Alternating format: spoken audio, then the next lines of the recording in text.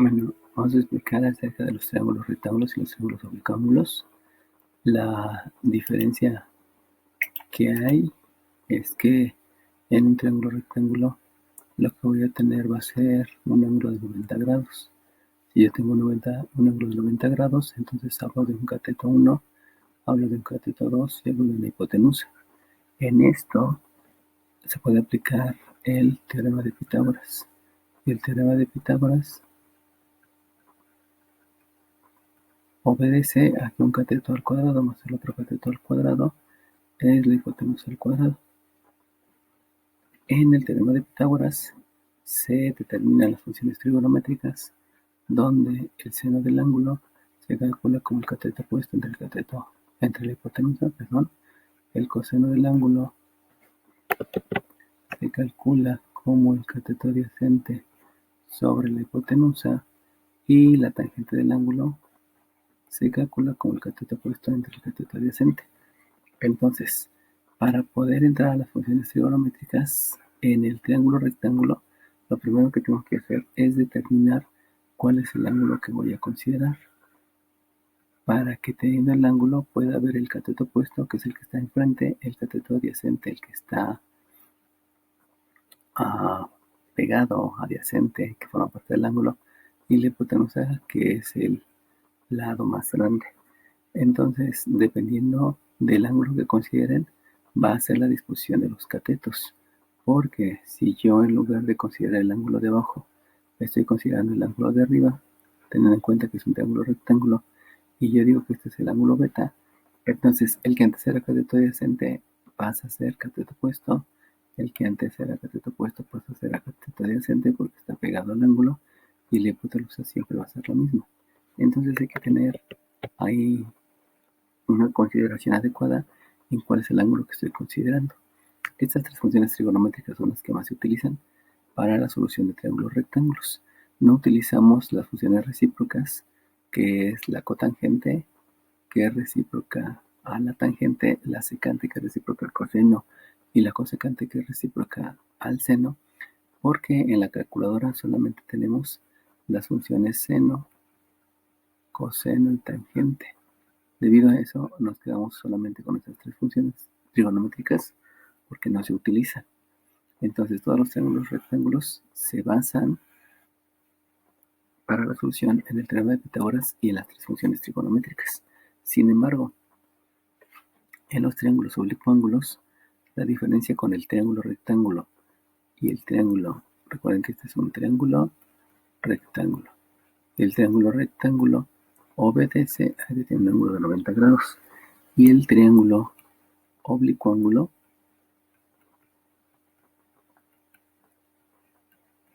son todos aquellos triángulos que no tienen ángulos de 90 grados. Entonces, un triángulo de este tipo, donde veo que tiene un ángulo obtuso, o un triángulo de este tipo, un triángulo así, donde este ángulo no es de 90, cualquiera de los dos, ya sean los triángulos acutángulos o los triángulos obtusángulos, que los ángulos son agudos, y todos se llaman triángulos oblicuángulos. Entonces, ya sea el triángulo rectángulo y el triángulo oblicuángulo, los dos se van a poder resolver utilizando la ley de senos y la ley de cosenos. Esto es importante porque muchos de los errores que luego hay es en la utilización de las funciones trigonométricas. Entonces lo que podemos hacer es, no importa cuál sea el problema, si hay triángulos, luego nos podemos ir a la ley de senos y ley de cosenos. Y considerando solamente que el teorema de Pitágoras solamente es para los triángulos rectángulos. Así nos saltamos el uso de funciones trigonométricas. ¿Cuál es la ley de senos? Bueno, lo primero que hay que hacer en los triángulos oblicuángulos es que hay que asignar lados. Eso es independiente, no hay ninguna situación que me haga decir cuál es el lado o el ángulo, como en el caso de los catetos, que son los más pequeños, y el hipotenusa los más grandes. Entonces yo puedo decir que este es el lado A, yo puedo decir que este es el lado B, y yo puedo decir que es el lado C. Pero eso es indistinto porque puedo cambiar y decir que este es el A, este es el B o este es el C. O también puedo decir que este es el A, este es el B o este es el C. ahí no hay ningún problema. Lo mismo con el otro triángulo, puede ser ABC de cualquier manera, no forzosamente de la manera en que les estoy diciendo, puede ser ABC, no importa, o pudiera ser ABC.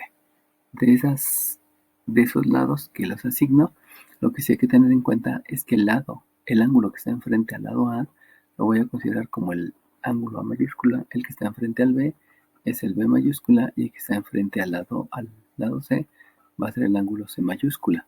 Lo mismo aquí, voy a tener el ángulo C mayúscula, el que está enfrente de la C, el ángulo A mayúscula que está enfrente del lado A y el ángulo B mayúscula que está enfrente del lado B.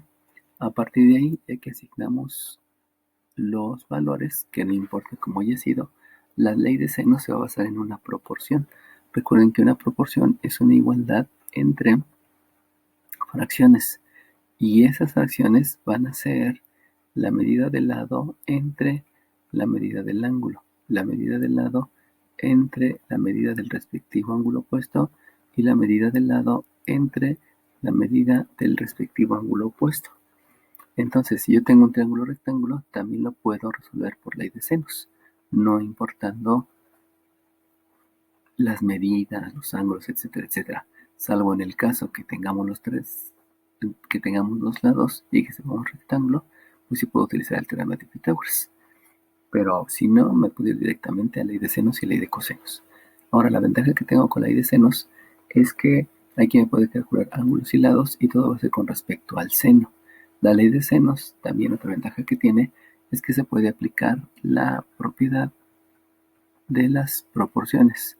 Y la propiedad de las proporciones está relacionada a que si yo tengo una proporción, los recíprocos son iguales. O sea que yo puedo escribir el seno de A entre A, puedo escribir el seno de B entre B y puedo escribir el seno de C entre C.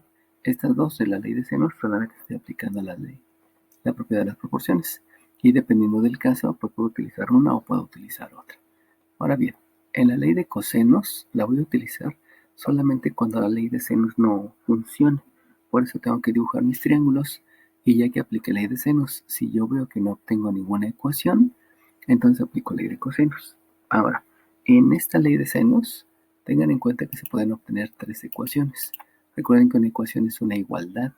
Entonces, al tener una igualdad, esa sería la primera ecuación. Con esa ecuación, conociendo tres de los datos y solamente teniendo una incógnita, puedo entonces resolver la ecuación. También, si ustedes observan, tengo otra ecuación, porque en esta ecuación existe una igualdad. Entonces, si utilizo la igualdad de los términos que dependen de C, pues también puedo tener otra ecuación y se puede obtener una tercera ecuación, donde esa tercera ecuación va relacionada a, a la primera fracción con la tercera fracción. Estas dos, si yo las igualo, eso me va a generar una tercera ecuación. Por lo tanto, de la ley de C nos salen tres ecuaciones. Lo mismo aquí, pudiéramos obtener seis ecuaciones. Lo importante es ver la manera en que yo quiero despejar. Pero si después de aplicar la ley de senos no se obtiene ningún resultado, me voy entonces a la ley de cosenos. La ley de cosenos debo de aprendérmela como si fuera un teorema de Pitágoras, porque es un A cuadrada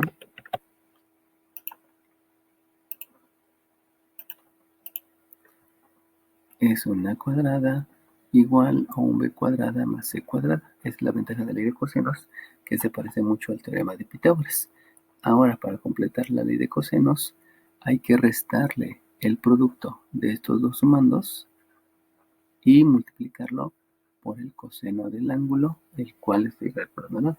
Así es como se puede aprender uno la ley de cosenos. Ahora bien, hay tres leyes de cosenos.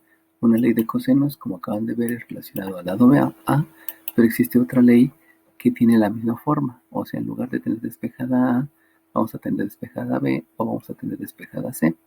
Y el formato es el mismo. Si ya tengo aquí la B, aquí debe de ser A cuadrada más C cuadrada, que son los sumandos que me hacen falta con respecto a los lados del triángulo. Y en este caso, pues también si ya tengo la C, las que me hacen falta es el A cuadrada y el B cuadrada. Y en los dos casos, siguiendo el mismo modelo, vamos a restar el producto de estos dos sumandos. que es AC, el producto de estos dos sumandos, que es AB, y por último lo multiplicamos por el coseno del ángulo que está enfrente del ángulo, o sea, es coseno de B y aquí es coseno de C. Las recomendaciones que se hacen son las siguientes.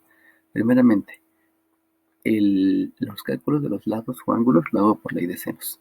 Si no se puede, me voy por ley de cosenos. Ahora, aquí debo tener mucho cuidado en que el ángulo que voy a calcular con ley de cosenos puede ser cualquiera. Si yo quiero calcular ángulos, ya sea el ángulo A, el ángulo B o el ángulo C, pues no hay ningún problema. Más bien la aplicación de ley de cosenos es de acuerdo a los datos que tenga. Puedo utilizar cualquiera de las tres leyes y la que me sirva me va a llevar a resolver el triángulo, no hay ningún problema, no importando cuál es el ángulo. El detalle con la ley de senos es lo siguiente. En la ley de senos se recomienda, y esto es algo muy muy importante, se recomienda que cuando vaya a calcular el seno del ángulo, este ángulo no sea el obtuso, porque si hago el cálculo del ángulo obtuso, obviamente sería en el caso de este tipo de triángulos, voy a tener un error. En el caso de triángulos acutángulos no hay ningún problema, solamente el problema son con los ángulos obtusos. Y la razón es la siguiente, si ustedes se acuerdan, hay ángulos en el primer cuadrante y en el segundo cuadrante. Si ustedes tienen un ángulo en el primer cuadrante, llamémosle un ángulo de 30, yo también en el segundo cuadrante voy a tener un ángulo que se le parece. Y ese ángulo que se le parece es este de 30. Solamente que por estar en el segundo cuadrante no lo voy a nombrar como de 30, sino lo nombraría como de 150. El problema con la ley de senos es que si ustedes hacen el cálculo en la calculadora del seno del 50 y el cálculo, perdón, el seno de 30, que es el que estamos considerando aquí, el seno de 30, y si hacen el cálculo del seno de 150, va por lo siguiente, tomen su calculadora, hagan el cálculo del seno de 30, y si ustedes se dan cuenta, el seno de 30 resulta en un valor de 0.5. Esto me da 0.5.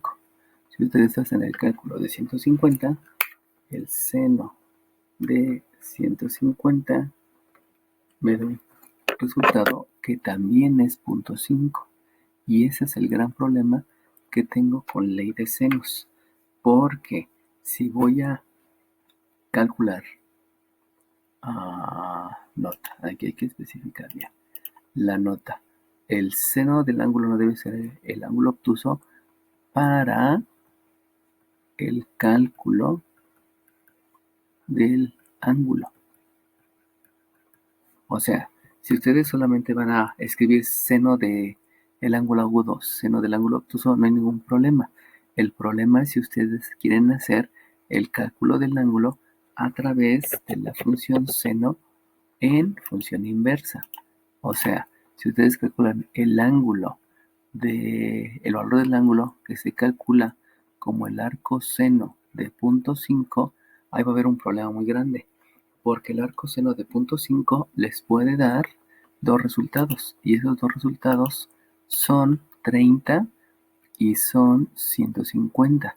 Por lo tanto, si estamos hablando de un triángulo acutángulo donde todos sus ángulos son agudos, pues no hay ningún problema, porque estoy seguro que me va a dar el resultado del ángulo agudo. Este 0.5 me va a llevar a que si yo hago en la calculadora el arco seno, y hagan ustedes, tomen su calculadora y escriban shift seno de 0.5, el resultado me da 30 y no hay ningún problema si yo estoy trabajando con un ángulo agudo. Pero si se me ocurre utilizar la ley de senos para el cálculo del ángulo obtuso, entonces va a haber un problema muy grande, porque yo estoy esperando que el resultado sea un ángulo obtuso. Recuerden que los ángulos obtusos son aquellos que miden más de 90 y menos de 180. Entonces, si yo calculo al ángulo obtuso a través de un arcoseno, el resultado no me va a dar el ángulo obtuso, sino me va a dar el ángulo agudo. y ahí voy a caer en algún error. Entonces, recomendación, el ángulo, vamos a aclarar aquí bien, la nota es el ángulo obtuso no se debe calcular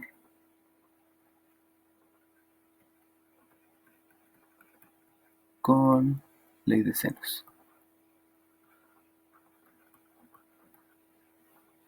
El ángulo. Si están calculando otra cosa, o sea, el lado, no hay ningún problema, pero si están calculando el ángulo, entonces sí pueden tener el problema debido a la naturaleza de la función trigonométrica.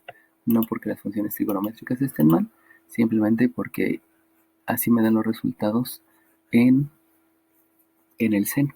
Ese es el problema, que el seno de un ángulo agudo y el seno de un ángulo obtuso es el mismo cuando estamos hablando de ángulos complementarios.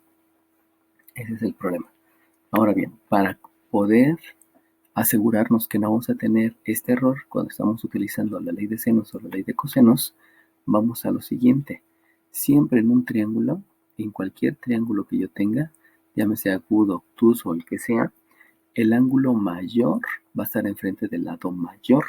Eso quiere decir que si aquí me dio un 130, por ejemplo, y aquí tengo un 15, y luego el ángulo más chico, digamos que aquí me dio un 20, y aquí tengo un 3, y aquí tengo un, si este es 150, lo que falta son 30, y aquí tengo un 4. Fíjense cómo el lado más grande está enfrente del ángulo más grande. Debido a que el lado más grande está enfrente del ángulo más grande, pues no hay ningún problema. Dejen corrijo aquí porque aquí hay un error. Supongamos que este es 8 y que este es 9. Y si tengo eso, entonces no hay ningún problema. Pero hay que verificar que el lado más grande está enfrente del ángulo más grande y que el ángulo más pequeño esté enfrente del ángulo más pequeño. Si ocurre eso, pues no hay ningún problema. Y ya podemos estar seguros que nuestro resultado está bien. Si nosotros tuviéramos que en el triángulo resulta que aquí tengo un ángulo de 110 y este me da 5 y aquí tengo un ángulo de 50 y aquí me da 7 y aquí 110 o 150 y aquí tengo uno de 30 y aquí me da 4. Fíjense como que hay un problema muy grande porque tengo el ángulo más grande y no está enfrente del lado más grande. Aquí esto me indica que es un error y ese error muy seguramente viene porque calculé el ángulo obtuso a través de la ley de senos o porque en algún procedimiento, en algún despeje, lo que yo hice fue una operación inadecuada. Generalmente en la ley de cosenos ocurre eso de hacer operaciones que no deben de ser porque se me olvida la jerarquía de operaciones. Recuerden que con respecto a la jerarquía de operación, esta operación suma tiene menor jerarquía que la operación multiplicación. Por lo tanto, no puedo hacer la suma, sino primero hay que hacer la multiplicación y luego la suma. Y también la otra situación es que a veces cuando yo hago aquí la operación, aquí me queda, por ejemplo, un 49, aquí me queda un 25 y aquí me queda un menos 2 por 7 por 5, donde este 2 por 7 por 5 me lleva a un 70. Y en algunas ocasiones, como aquí tienen por un coseno de A y de este lado tienen un valor que digamos es 8, por ejemplo, lo que generalmente quieren hacer es sumar el 49 más 25 menos 70. Pero recuerden que estos sí son términos semejantes y este no es un término semejante porque está con una multiplicación. Entonces, estos errores, hacer inadecuadamente la jerarquía de operaciones y calcular el ángulo obtuso a través de la ley de senos, esos dos errores son los más frecuentes. Solamente hay que tener cuidado en eso. Conclusión, un triángulo rectángulo se puede resolver por ley de senos o por ley de cosenos. La única situación es que si yo ya sé que es rectángulo y tengo dos lados, pues directamente puedo utilizar el teorema de Pitágoras y así me olvido un poco de cuál de estas tres funciones trigonométricas tengo que utilizar. Directamente ley de senos y ley de cosenos, y de todas maneras el resultado me va a llevar al resultado óptimo, solamente teniendo en cuenta que el ángulo obtuso no se calcula con ley de senos o ley de cosenos y que al comprobar siempre el ángulo mayor debe estar enfrente del ángulo menor y que el ángulo menor y que el ángulo, necesito que era mayor. El ángulo mayor debe estar enfrente del lado mayor. El ángulo mayor debe estar enfrente del lado mayor, del lado más grande, y que el ángulo menor debe estar enfrente del lado menor. Asegurándonos de eso, pues ya no hay tanto problema, ¿no? Considerando siempre el ángulo menor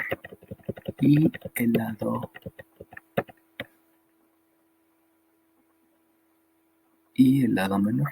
Aquí también ya me equivoqué porque no era este, sino era el 8. Este es el lado menor.